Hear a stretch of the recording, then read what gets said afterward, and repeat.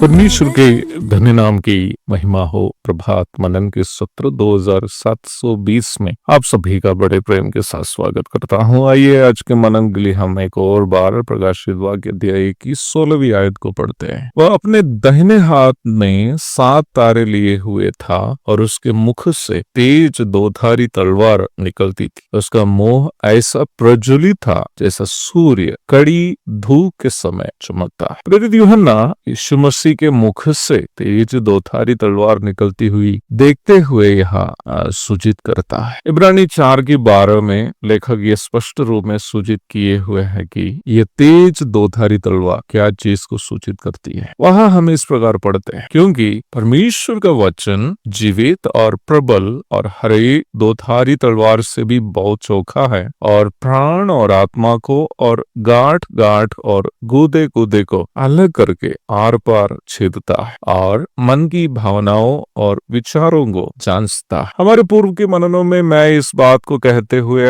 आप अवश्य सुने होंगे कि प्रभु यीशु मसीह वचन का देह रूप है, यूहन्ना 1:14, और बाइबल वचन का लिखित रूप है, यूहन्ना 5:39। वचन शब्द अर्थपूर्ण आवाज को सूचित करता है। The word denotes a meaningful sound. प्रभु यीशु मसीह जो परमेश्वरत्व में दूसरा व्यक्ति है अथवा पुत्र है, उन्हें वचन शब्द से इसलिए परिचय कराया गया है क्योंकि वही है जो शून्यता से चीजों को जो थी ही नहीं आवाज देकर सृष्टि की। उत्पत्ति 1:3, यूहन्ना अध्याय 1 की 1 से 3 तक। बाइबल जो वचन का लिखित रूप है, परमेश्वर का पुत्र यीशु मसीह की गवाही देती है, यूहन्ना 5:39। प्रभु प्रत्येक मनुष्य को अपना लिखित वचन बाइबल के अनुसार न्याय करने वाला है। प्रत्येक विश्वासी जो यीशु मसीह पर आधारित कार्य किया अथवा यीशु मसीह की महिमा के लिए जीवन व्यापन किया, वो प्रभु से आदर सम्मान तथा पुरस्कार पाएंगे। वही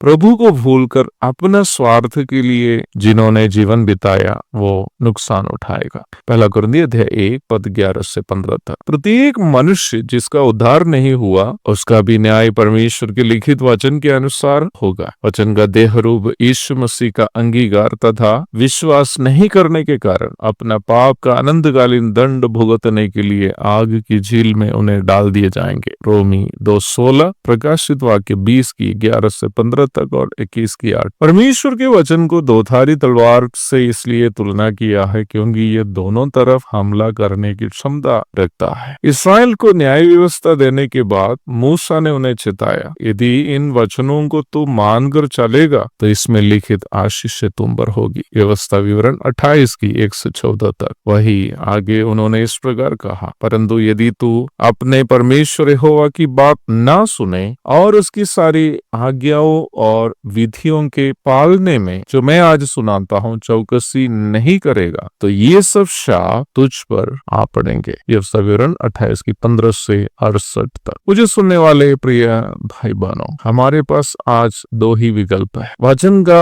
पालन करके आशीष का भागीदार हो जाए या वचन का पालन न करके श्रापित हो जाए। ये दोधारी तलवार है, यानी यह काटेगा नहीं तो वही कहाँ काटना है इसकी फैसला आज हम ही ले सकते हैं। प्रभु हमारी मदद करेगी, हम श्रापित नहीं बल्कि वचन का पालन करते हुए अनंतकालीन स्वर्गीय आशीषों के भागीदार हो जा सके। एक और शुभ दिन की धन्य कामनाओं के साथ आज का मनन मैं यहाँ समाप्त करता हूँ। प्रभु आप सबको आशीष दे। आमीन।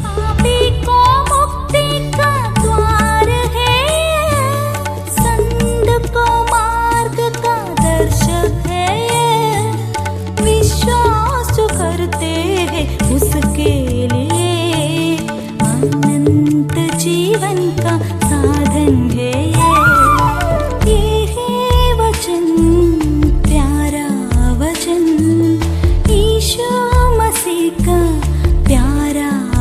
दर्शन